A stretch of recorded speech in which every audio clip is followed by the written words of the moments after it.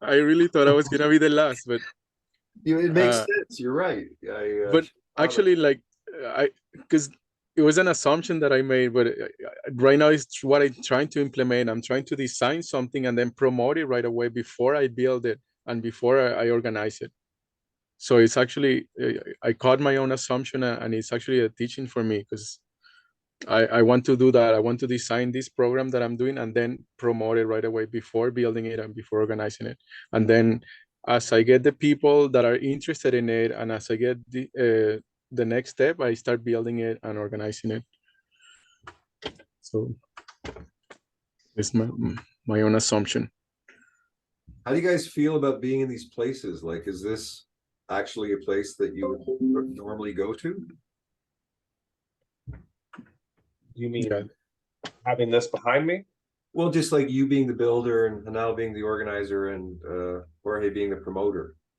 Because this is sort of like this is the designer, like I'm kind of like the designer, right? If we're looking at my work, the designer of it. Yeah, for me, the only pieces that don't fit properly are the builder and the word experience. I'm all about actions and maintaining harmony or helping to create harmony is resonates with me a lot. And if I'm about actions, then yeah, team actions, community actions, individual actions, that makes sense to me as kind of aspects to focus on. Builder and experience specifically, I'm not sure how that fits in, but then it's just, they're all words, right? It depends how you define them, how they define in your own mind and in the mindscape of the whole system that we're interacting with. So I would have a few questions for my science officer to kind of explain where I am right now. Well, if you have like there's the 8 map on the flow, and there's like the goals, this is the future, and you're down at the past, and then values is at spirit, and then data is at matter, and then context is at the mind, and perspective, that's the mental plane. This is the doing. This is the doing. Okay, we gotta put this into practice. We gotta keep practicing. I can't even see. Do you have a larger map with all 4 of these sections connected together that I could see? That would make more sense to me. Do these connect together into one large square? Yes. Yes. Okay. See if I can find that for you.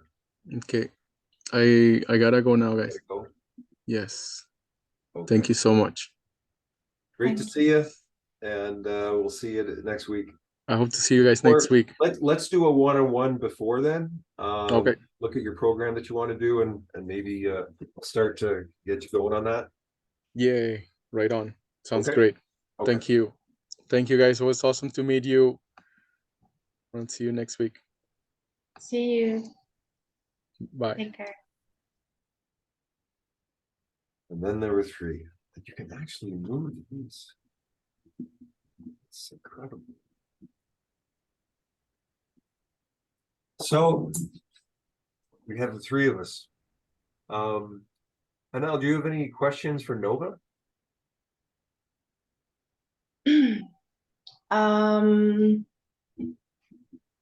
Yeah, the technology. Elijah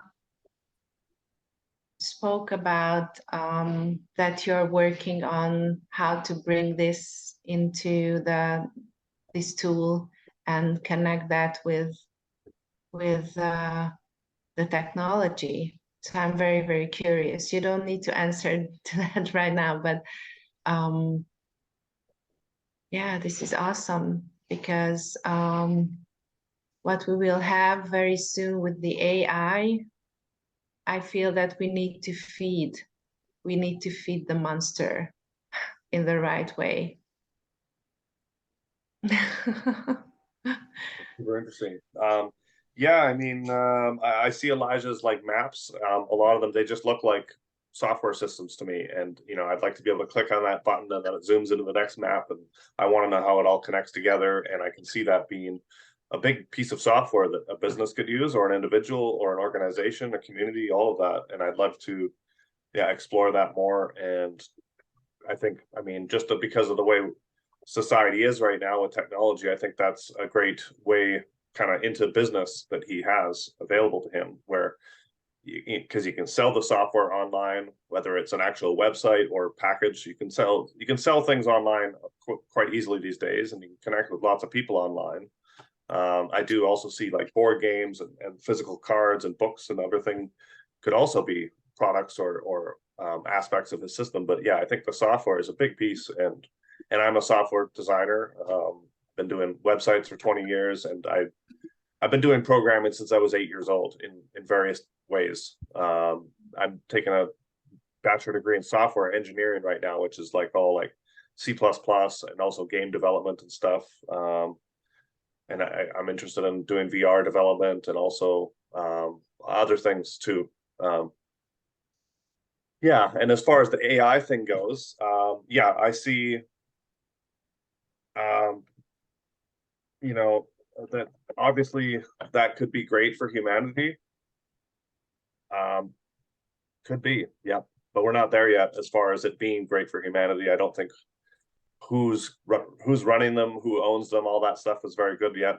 But regardless, one way or another, it's on the way. And I think the only defense or the only thing that could kind of not necessarily counteract it, but equal it is collective intelligence. So that's a passion of mine, is creating collective intelligence systems and bringing that type of software into the world. As far as, yeah, combining people together into a large collective intelligence that could rival or equal artificial intelligence.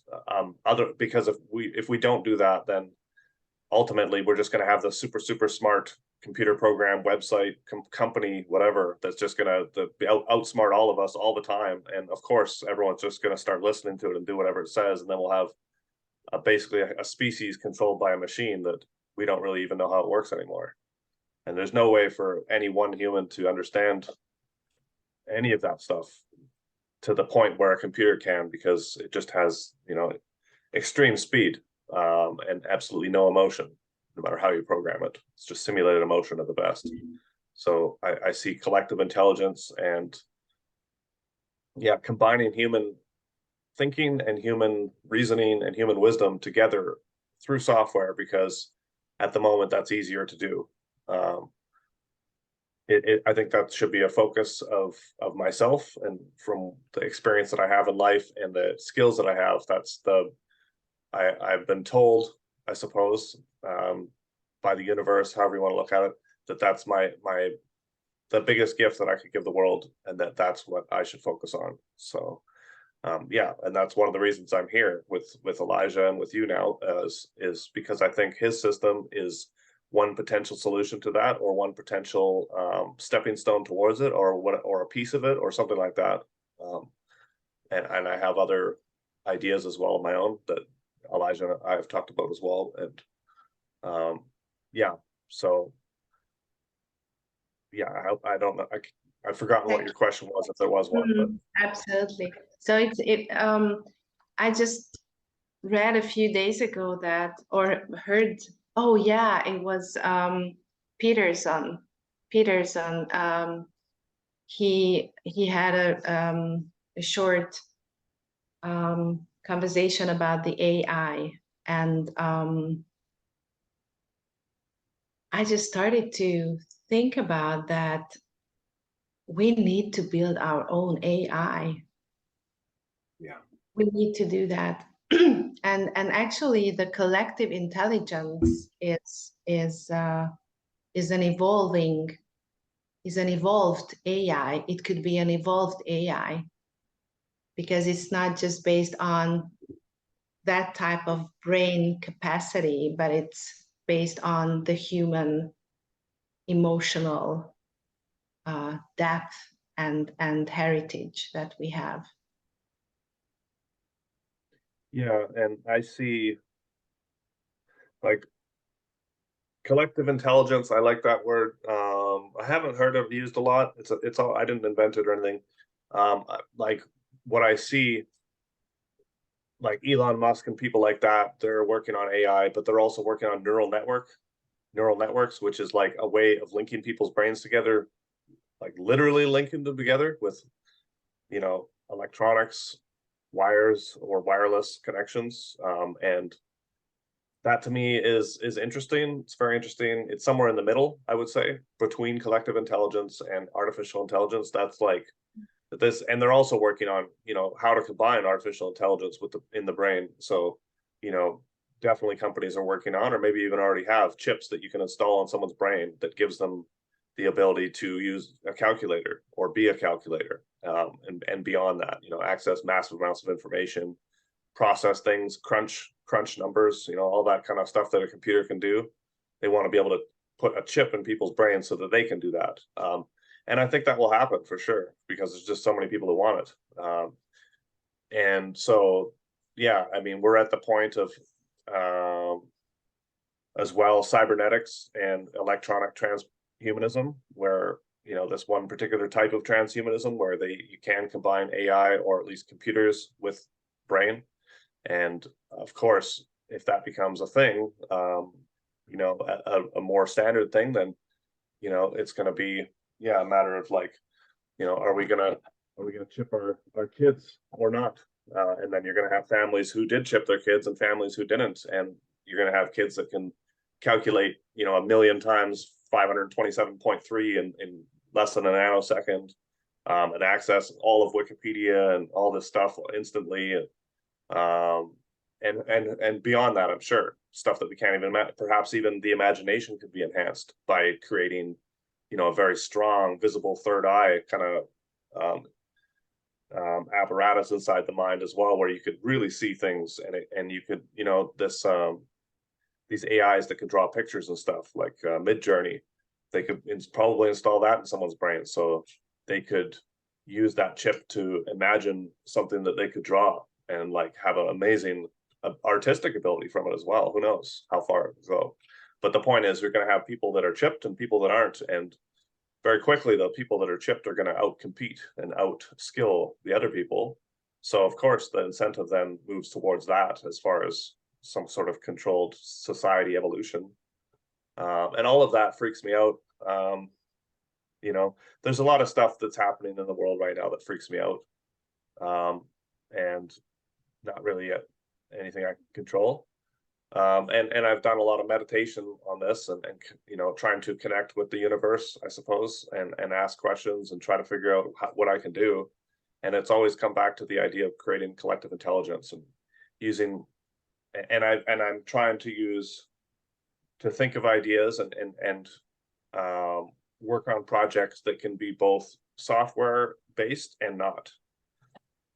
So that's why, again, I like Elijah's system and this and all the stuff that he's created, because yes, it could make awesome software systems. I could already see how you can make it into a mobile app, a website, a computer program that you can install, or a VR thing, and beyond, and you know, board games and cards and books, and perhaps a middle point of that as well, where they have a sort of electronic board game, or whatever. So yeah, I like that as well. Yeah, but it just, yeah, I see the future as we're in a transition phase, I think, right now as a species. And I think we know like very, very little about what's really going on as far as like the average person. You know, even if we sift all the news and read everything online and listen to everyone we know, we still know less than 1% of what's really happening, because most of it, I think, is concealed. Most of it is secret for many years from the military and big corporations now. And I have no idea how far this stuff already is. I suspect we already have full AIs, full neural networks and chips and everything already, and that's just being tested still. So yeah, I mean, and also AI is going to put everyone out of work. You know, most people will not have a job, or we won't need most people to work all these jobs because of artificial intelligence, because we can create computers to do it, or actually walking, talking robots to do it, whatever. And that you know, there's big organizations that want to see that happen.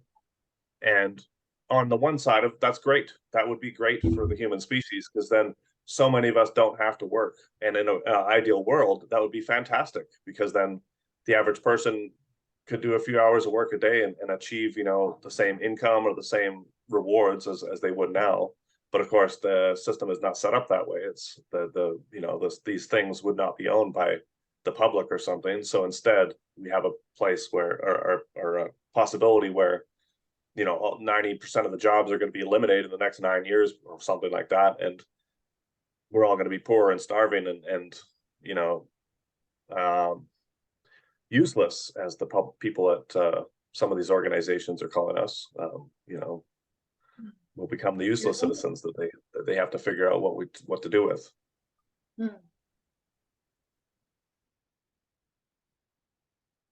So I don't know. I think with a revolution, it would be a fantastic idea to have all this AI. But at the moment, it's just another corporate controlled tool to enslave humanity, as far as I can see, unless it was publicly available. You know, if someone creates an AI that replaces Google, as far as, you know, the idea of search engines are really silly idea. They're kind of outdated. What I want to be able to do is just ask the computer a question and it tells me the answer. You know, like in Star Trek, they had the main computer of the Enterprise, for example, where, yeah, it doesn't care if you tell it to blow itself up or anything like that, but you can ask it all sorts of stuff and it can tell you the answers and tell you how to do stuff and how things work and how to fix stuff. We do need something like that. So if someone was to create a website that uses AI to do that, I think it would be a huge jump forward for humanity in general. I think that's possible too, but I don't see it happening. And just like collective intelligence, I think these things are really great. I think they're really possible, but I think that people are dragging their heels on them, or they're being not funded on purpose at this point still. I'm just wondering about how much time you guys got. It's so we're at 1:20, and we sort of schedule an hour. So true. I got 10 more minutes if it makes sense to you guys. I can say 10 more. But I'm just talking randomly now, so maybe we should just cut it loose. I don't know. Hajnal, have you gained any wisdom or happiness from what I've just talked about? Is this useful somehow? Thank you. Yeah, yes, I'm having very useful insights. Yeah, I can. It's yes, the things that you were talking about, giving me a opportunity to look behind a very thick curtain.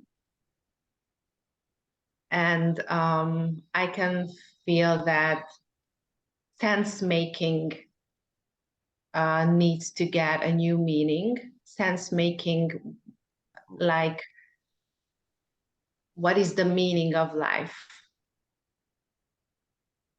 Like this type of sense making. There's gonna be a new understanding and the new meanings of these type of things, of these type of questions, like what's the meaning of life? What does it mean to be a human? And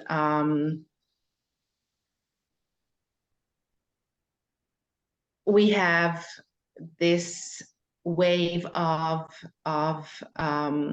reconnection with the elders and indigenous people all over the world, because we're trying to get back to something what we almost lost, the connection with nature, the connection with the forces, with the primordial creative forces of our universe.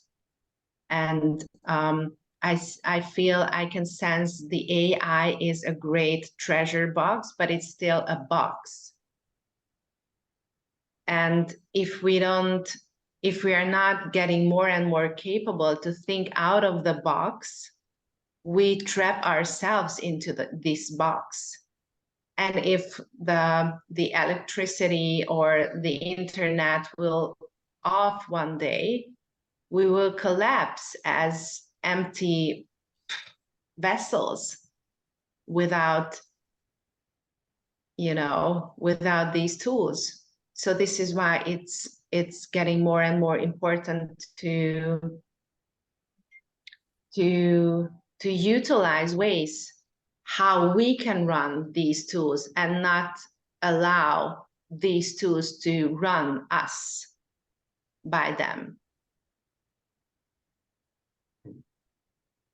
Yeah.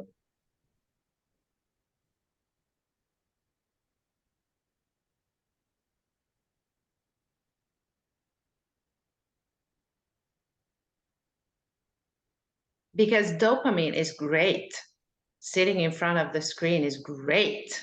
It can be fulfilling. It's orgasmic in so many ways. But who am I without this screen? What am I capable to do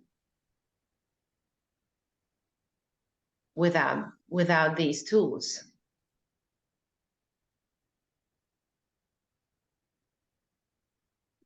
That's my question. I mean, just seeing these maps and seeing how it's like us fitting in a software, it's kind of like dystopian, almost seeing in a bit. And so I see AI as we're the nodes of the AI, that we, each of us is the intelligence, and collective intelligence is just actually connecting us together. Like we had a little AI today, 4 of us come together. It's a configuration of 4 people. And let's say there's 144 people. Think of all the configurations of little teams, little groups of people that are connecting together, sharing their knowledge and wanting to build a new system. And so the idea of having the same mental model is that our mental model is matching the software at some point. And so without a chip, we can still think it, we can still imagine it, we can still build things that are very advanced, but they're not so, I guess, controlling. It's like each of us has a node, each of us can make a living using the software, using our gifts inherent, whether online or offline. And this just connects us through communication. Because I mean, no matter what, this is amazing that we can sit here and talk with you in New Zealand and you in Hong Kong, and we're doing it for free, and we can record it and we can put it on the net, and it doesn't cost. Like that's, you know, this is science fiction from when I was growing up. And that's massive. To be able to put a little background behind here, to me, is massive. And so I got hit the other day by a new friend across the way. And I have a very negative mindset about, you know, what you're bringing up about the negative side of AI. And then I have a very negative mindset about sort of government structures. But then, you know, the fact is, you know, we have water in our house, we have plumbing, we have, you know, there's an incredible infrastructure that has been created that is very good for humans.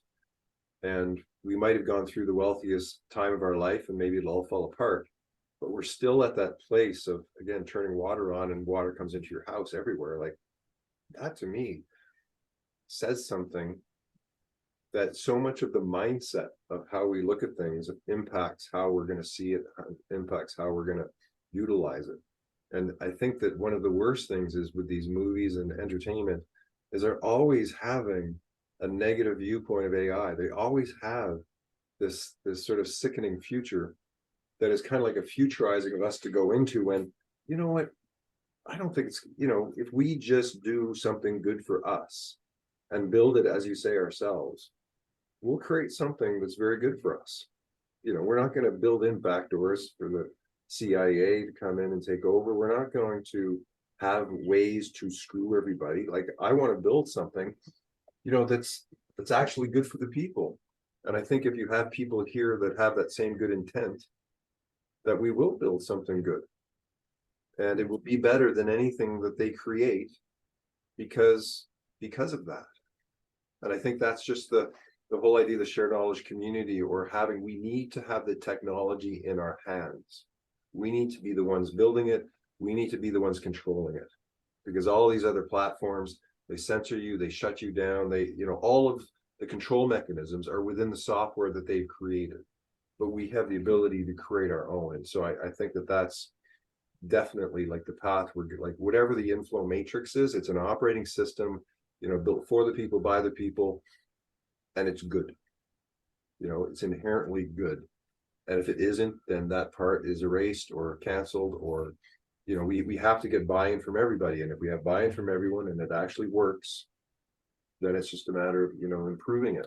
But I think that with the language structure that is the basis of this whole idea, that's where you start with the language model and then build the software. Don't just, you know, that's what they haven't done. And so I really see software as changing by using the models to organize the noosphere or the space, and then to have models that are sort of like peaceful models, good models to, you know, run a job, run an organization, and run a community. And then it's shared throughout the world, and those communities that are using that are sharing knowledge between each other at a rate and in a way that is very different from everybody else. And so I think inherently that is going to create that collective intelligence, because good, smart people are involved in it and wanting to create something good. And I think that that's inherently very difficult in that old paradigm, you know, the structures within the old paradigm, because no matter what, when you build in there, it's going to get distorted.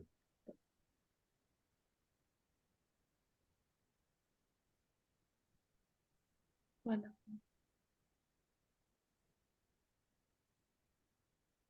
And that may come to the end of our time.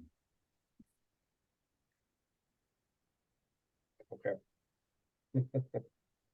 Thank you so much for this great opportunity. I really feel blessed. Thank you. I think it's fantastic you're here. And so should we do this each week at this time for now? Is this good for everybody? It was good for me. Yeah, this time was good. It will be good. Yeah, when I will be back in Hungary, it might be in the middle of the night for me, but it's gonna be, yeah, it's gonna be only from March. Okay. Well, yeah, and we're going to add more people at some point, so it'll probably have to keep changing a little bit until we can figure out time that works for everyone. Yeah. Okay, wonderful to see everyone. Have a great Thank you. week, and we shall see everyone soon. Bye. Take care.